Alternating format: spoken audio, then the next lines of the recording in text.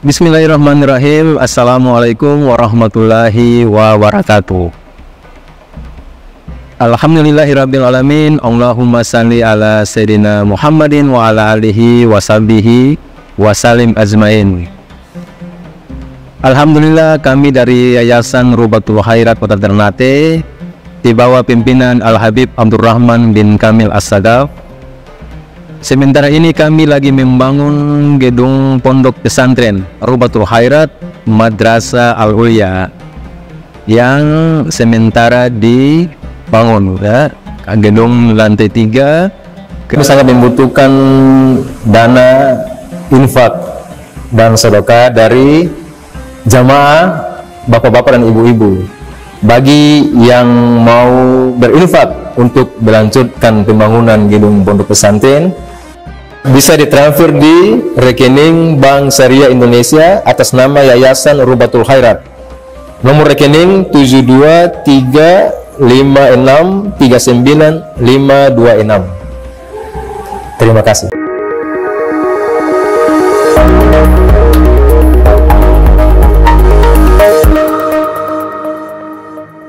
Nah, Imam Bukhari siapa yang tidak kenal, ya? Kita baca kitabnya sampai hari ini. Itu sudah umur 1000 tahun lebih. Beliau lahir 194 Hijriah, wafat 256. Sudah 1000 tahun lebih. Seakan-akan beliau itu masih hidup di tengah-tengah kita dengan kita membaca karya-karya yang beliau tulis. Ya, karena beliau menorehkan kehidupan. Hidup ini cerita. Cerita hidupnya semuanya kebaikan. Cerita hidupnya semuanya adalah hal yang diridhoi oleh Allah Subhanahu wa taala. Maka Allah langgengkan namanya sepanjang masa. Wa innama al-mar'u haditsun ba'dahu fakun haditsan hasanan liman wa'a. Seseorang hidupnya adalah cerita setelah wafatnya dia. Maka jadikanlah cerita hidupmu cerita yang baik sehingga dikenang oleh orang. Liman wa'a. Saya tadinya mau bahas lanjutan Sahihul Bukhari, tapi saya sambungkan ceramah Al-Ustadz Syafiq. Ada hal yang lebih penting juga. Kalau di lanjutan Sahih Bukhari ini kita masih membahas tentang masalah sholat, ya. Itmamul arkani sholat, menyempurnakan rukun-rukun sholat. Kemudian membaca surat Al-Fatihah dalam sholat dan surat-surat lainnya yang disunnahkan bagi imam. Nah, tapi ada hal yang jauh lebih penting juga, sebagaimana pernyataan Imam Malik. Imam Malik, Imam Darul Hijrah, gurunya Imam Syafi'i.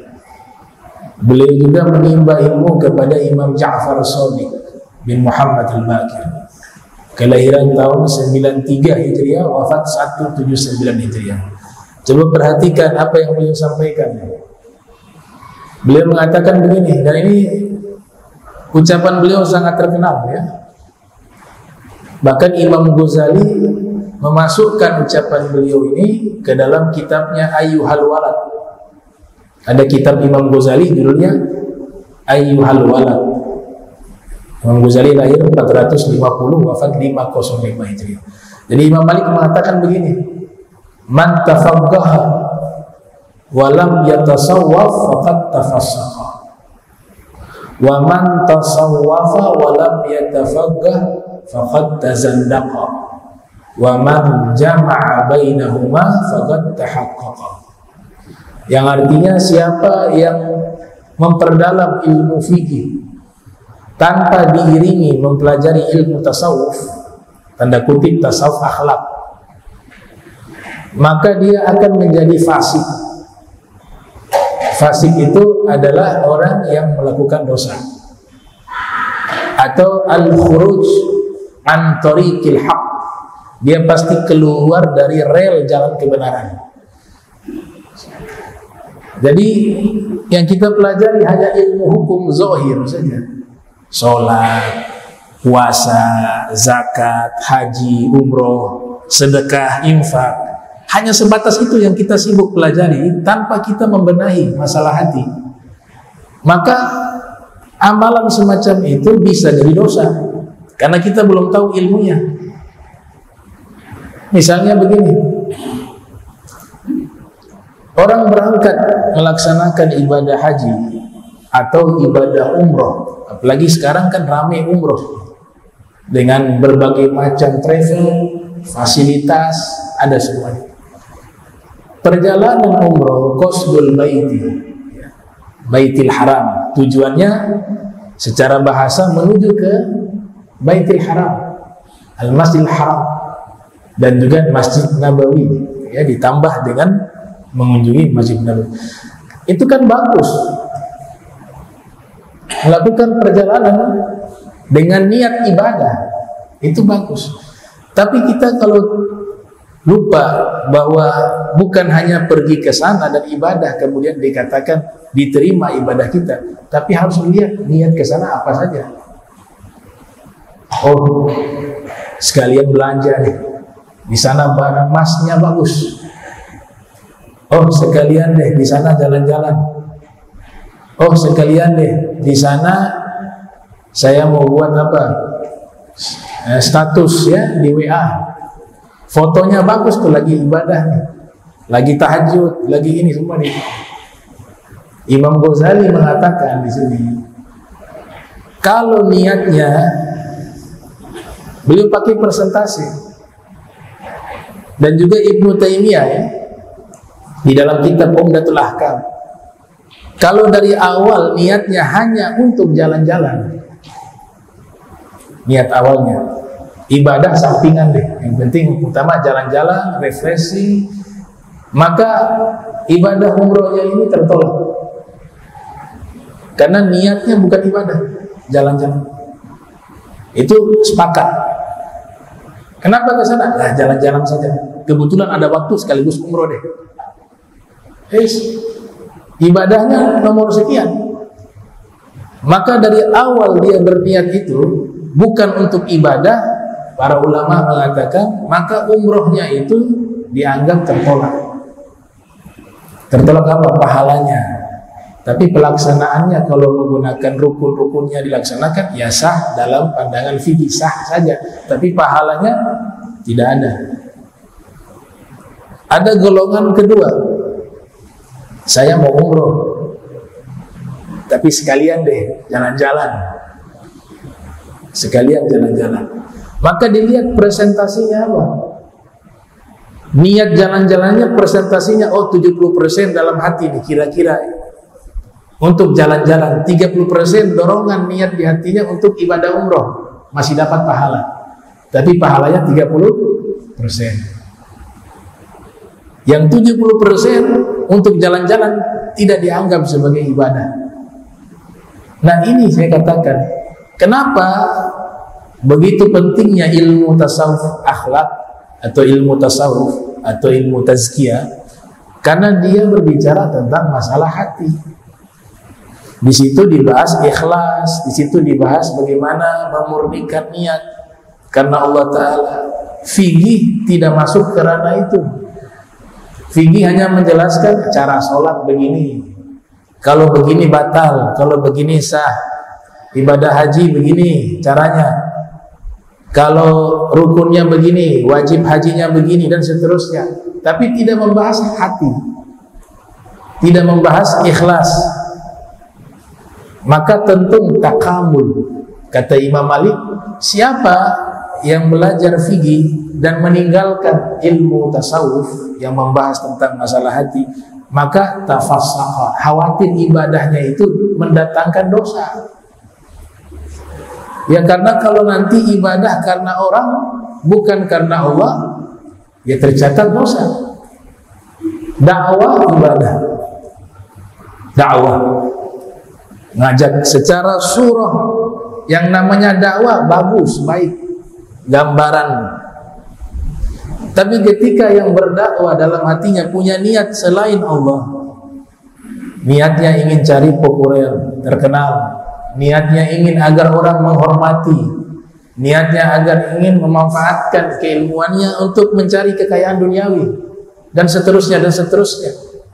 Nah ini kata Nabi, ilmunya ini bukan mengantarkan dia ke surga, tapi ilmunya dia ini justru mengantarkan dia ke dalam neraka. Karena apa? Karena niatnya keliru, niatnya salah. Man ta'allama ilma liyumariya bihi liyubahiya bihi ulama au liyumariya bihi sufaha au liyasrifa wujuhan nas ilaihi adkhalahu Allahu an-nar, atau kama qala Nabi sallallahu alaihi wasallam. Siapa yang menuntut ilmu tujuannya untuk berbantah-bantah dengan para ulama, atau menunjukkan kebesarannya di hadapan para ulama, atau niatnya untuk apa? Berdebat dengan orang-orang bodoh, atau ingin menarik simpati manusia dengan ilmu agama tersebut, maka orang ini akan dimasukkan ke dalam neraka.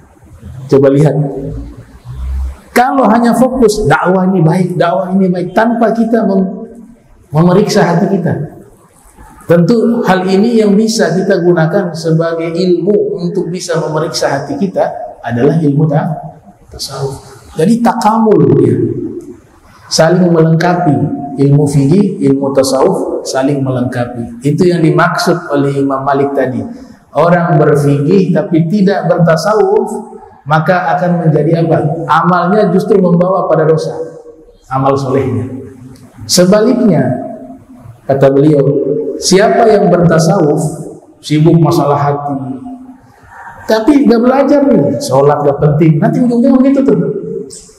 Ini punya ilmu masih kuli, masih kuli, saya punya sudah isinya, gitu. Ini sholat masih dengan badan, saya sudah pakai ruh sholat, saya lihat Allah, itu. Ada yang mengatakan begitu tuh. Kalau kalian sholat belum pernah lihat Allah, berarti sholat kalian belum benar. Berarti ini lebih dahsyat dari Nabi Muhammad. Nabi Muhammad Mi'raj itu perjalanan dulu panjang, dia langsung di masjid lihat Allah. Ya, ulama sepakat gak ada yang bisa melihat Allah kecuali Nabi Muhammad SAW ketika hidup di dunia. Ya. Ini terjadi kenapa?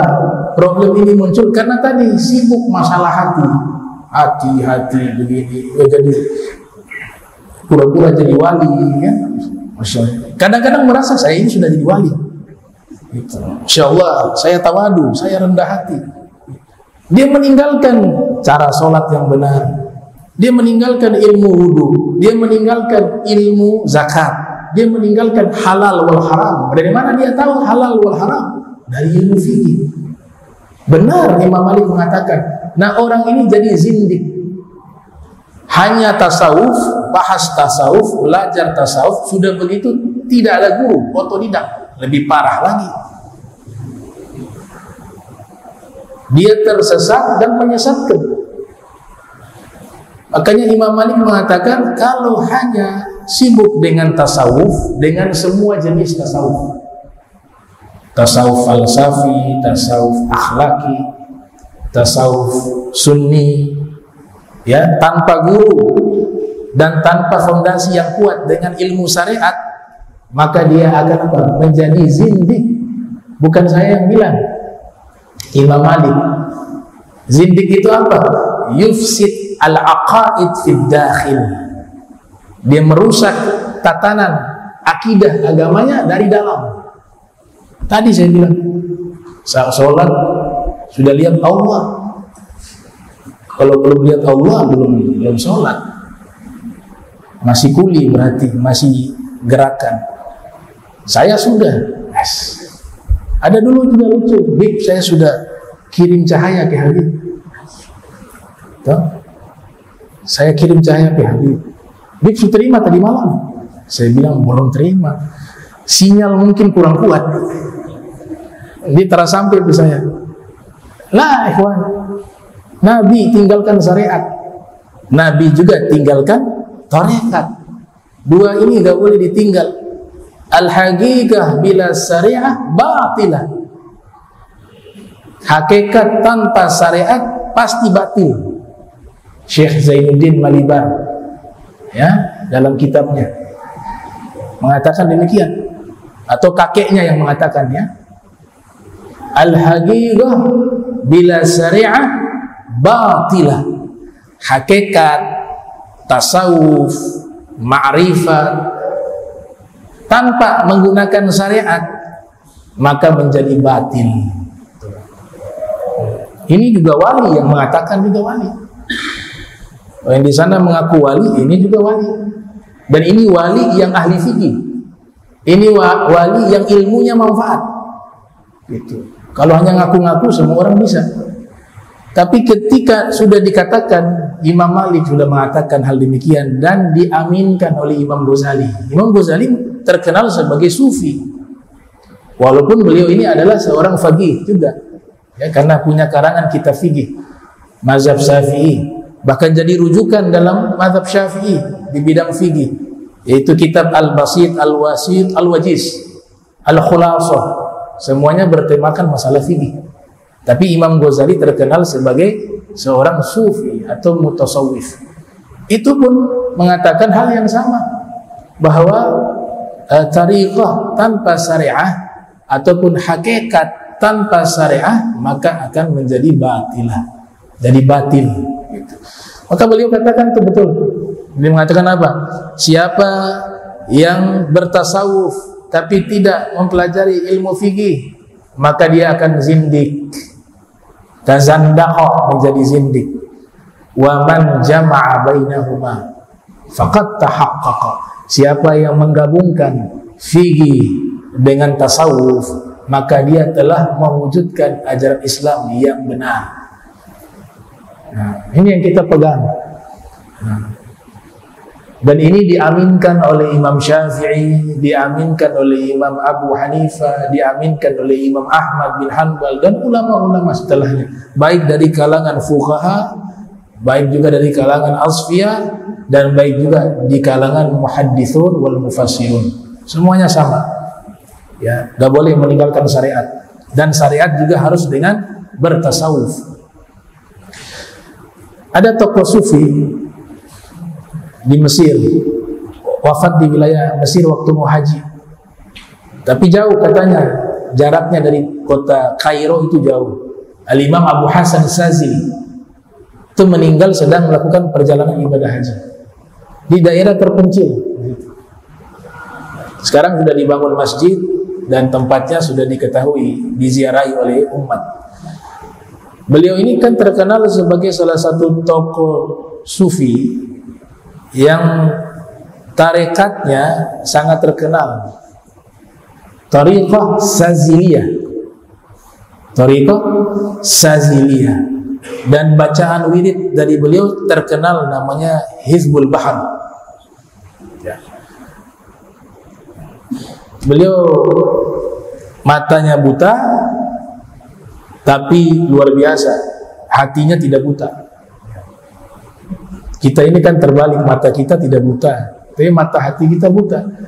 Kenapa? Beliau itu setiap kali bermimpi melihat Nabi Muhammad sallallahu alaihi wasallam, dan kita yakini itu. Sekelas beliau diakui oleh para ulama, baik ulama-ulama di bidang tasawuf maupun ulama-ulama di bidang ilmu hadis, ilmu fikih mengakui. Dulu mengingkari. Tahu pengarang kitab Al-Hikam, Al-Imam Ibnu Athaillah Sakandari, anti kepada mereka dulu, anti kepada ilmu tasawuf, sampai pada akhirnya bertemu dengan murid beliau, muridnya Imam Abu Hasan As-Sazili bernama Abu Abbas Al-Mursi. Terjadi dialog antara Ibnu Athaillah Sakandari dengan beliau, akhirnya jatuh cinta dengan ilmu tasawuf, bahkan berubah menjadi ahli tasawuf, menulis kitab dengan pengalaman spiritual, bukan teoritis ya, dengan pengalaman spiritual beliau alami, beliau tuangkan dalam kitab yang sangat terkenal, Al-Hikam. Ya, kitab Al-Hikam. Setelah itu tenggelam dalam ilmu tasawuf. Tapi sebelumnya beliau faqih, mazhab Maliki, ahli fikih, tanpa meninggalkan fikihnya. Begitu juga Imam Abu Hasan Sazili. Demikian, mereka tidak mungkin berlepas dari syariat. Karena ciri-ciri tarekat yang benar adalah tarekat yang sejalan dengan syariat. Bahkan syariat mereka bisa kita katakan lebih tinggi dari syariat orang biasa. Syariat mereka lebih tinggi dari syariat orang biasa. Diistilahkan dengan fiqhul asfiya. Ada namanya fiqhul fuqaha, itu disajikan untuk masyarakat umum. Disajikan untuk orang-orang khusus. Syekh Abdul Wahab Sya'rani menulis kitab, diantaranya ada kandungan fiqhul asfiya, kashful gummah. Kemudian Syekh Ali Al-Khawas, guru beliau juga mengisyaratkan dengan fikih tersebut. Saya ambil contoh fikih para sufi, itu mereka kalau sholat tidak boleh menggunakan pakaian yang mereka gunakan ketika masuk ke toilet, masuk ke kamar mandi. Mereka akan mengganti dengan pakaian yang baru, yang bersih, dan mereka sholat dengan pakaian tersebut. Itu diceritakan oleh Syekh Abdul Wahab Sya'rani dalam kitab Tanbihul Muqtarrin. Dan itu dipraktekkan oleh Al-Imam Ali Zainal Abidin bin Husain. Tiap kali masuk ke kamar mandi, keluar dari kamar mandi, wudu, setelah itu mau sholat, beliau akan mengganti pakaian baru. Tapi kalau fikih para fuqaha membahas pakaian yang kita gunakan untuk masuk ke kamar mandi masih bisa digunakan untuk sholat selama tidak kena najis. Tapi bagi mereka mau kena najis, tidak kena najis, ini pakaian sudah masuk ke tempat yang kurang baik, tidak layak digunakan untuk menghadap kepada Allah. Itu bedanya. Jadi fiqhul asfiyah justru lebih tinggi. Harusnya orang yang bertarekat itu syariatnya lebih dahsyat. Mereka makan saja gak sembarangan. Ini ada hadiah. Ditanya, ini dapat dari mana? Kita kan alhamdulillah enak ini ya, bismillahirrahmanirrahim. Orang-orang sufi enggak, dari mana ini?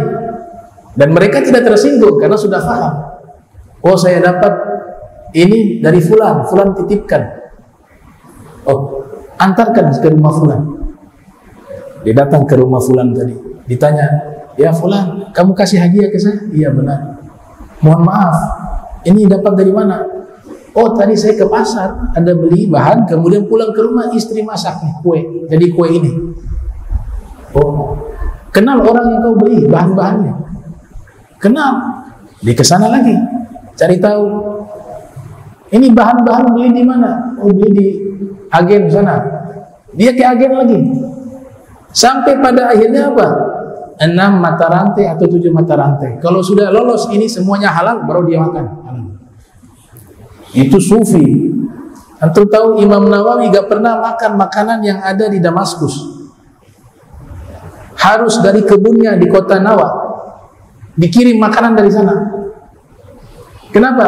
Karena pada waktu itu ada satu amir dianggap kurang baik lah. Ya. Sehingga banyak harta yang syubhat. Beliau takut makan ada yang syubhat. Jadi makannya harus langsung dari kebunnya, ditanam. Tahu airnya halal, yang nanam juga orang yang soleh, dan tidak ada hubungan dengan pemerintahan. Baru dimakan. Itu Imam Nawawi.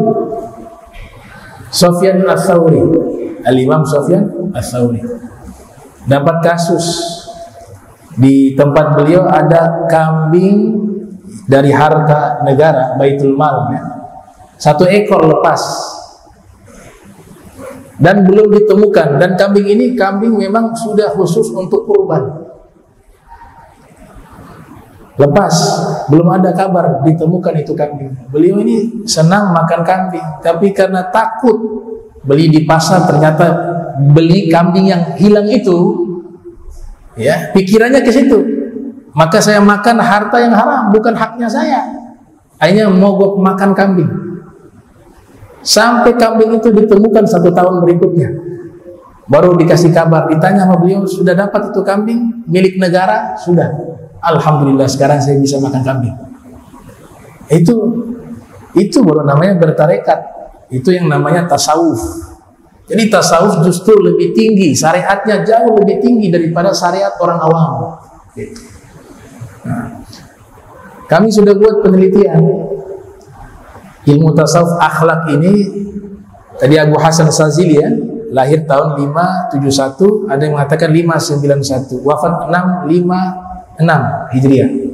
656 Hijriah. Jadi Abu Hasan Sazili mengatakan begini, man lam yatagalgal fi ilmina hadza mata musirra 'alal kaba'iri wa huwa la yash'ur. Siapa yang tidak memperdalam ilmu kami ini, maksudnya ilmu tasawuf tadi, khawatir dia meninggal bawa dosa besar tapi dia tidak menyadari. Karena dia lupa perintah itu bukan hanya secara fisik yang Allah perintahkan, Allah juga perintahkan pada kita menata hati, menjernihkan hati, mensucikan hati. Itu juga wajib. Sama seperti sholat 5 waktu, wajib. Membersihkan hati juga wajib. Makanya 5 fondasi yang ada di dalam ilmu tasawuf.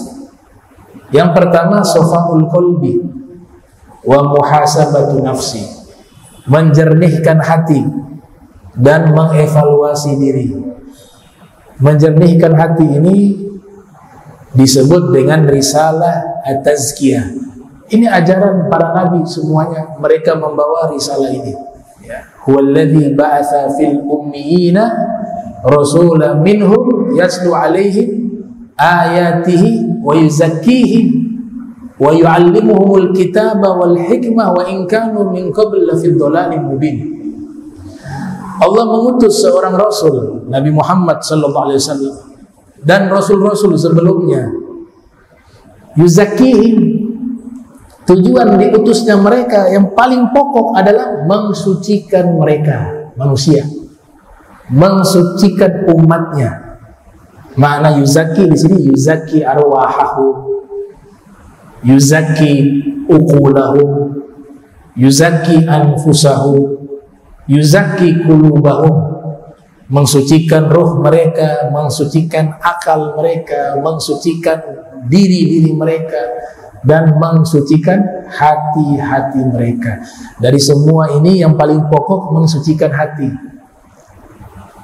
Dari semua ini yang paling pokok mensucikan hati. Karena hati ini jika sudah suci, maka semuanya akan suci. Tubuh akan suci, pikiran akan suci, jiwa akan suci, ruh akan suci. Karena hati raja. Hati adalah raja. Seluruh anggota tubuh dan segala isinya itu adalah pasukannya. Itu yang diisyaratkan dalam hadis. Ala wa inna fil jasadi mudghah idza saluhat saluhal jasadu kulluh wa idza fasadat fasada al jasadu kullu ala wa hiyal qalb. Kata Nabi, ketahuilah sesungguhnya di dalam diri kalian ada segumpal daging. Jika segumpal daging ini baik, seluruh tubuh menjadi baik. Namun jika segumpal daging ini buruk, seluruh tubuh menjadi buruk. Dia adalah hati, kata Nabi kita Muhammad sallallahu alaihi wasallam. Nah, hati ini disucikan. Nanti orang ini punya tujuan. Jadi hati ini disucikan, dia punya goya, punya tujuan. Tujuan sampai kemana? Sampai hati ini disebut dengan qalbun salim, hati yang selamat. Yauma la yanfa'u malun wala banun illa man ata Allah bi qalbin salim. Qalbun salim minadz dzunub wal atham. Hati yang selamat itu hati yang terbebas dari dosa, dari noda dan dosa. Itu ulama terdahulu, saking mereka mentazkiyah hati mereka, ketika membaca kitab Ihya, di situ ada bab muhlikat, munjiat, bab muhlikat, hal-hal yang membinasakan. Ada sifat sombong, sifat ujub, sifat iri hati, sifat dengki, ya, sifat benci, sifat dendam. Mereka baca, belajar. Tapi karena dari kecil hidup mereka dengan ilmu tasawuf, selalu fokus juga dalam tazkiyah pada hati, mereka katakan, ini rasanya kayak apa ya? Sombong itu rasanya bagaimana? Jadi mereka gak tahu tuh sombong itu bagaimana, karena belum pernah ada di hati mereka. Iri hati itu bagaimana ya? Itu. Di antaranya Habib Muhammad Al-Haddad, guru dari Habib Umar. Ketika ngajar kitab Ihya, murid-muridnya ditanya, itu hasad itu bagaimana? Yang saya tahu ya begini, tapi rasanya bagaimana? Artinya karena tidak pernah merasakan iri hati sama orang, maka tidak tahu hasad itu seperti apa. Hanya tahu lewat kitab. Itu ulama-ulama yang sudah tazkiyah, mentazkiyah hati mereka. Kalau qalbun sudah salim, hatinya kayak lautan, luas.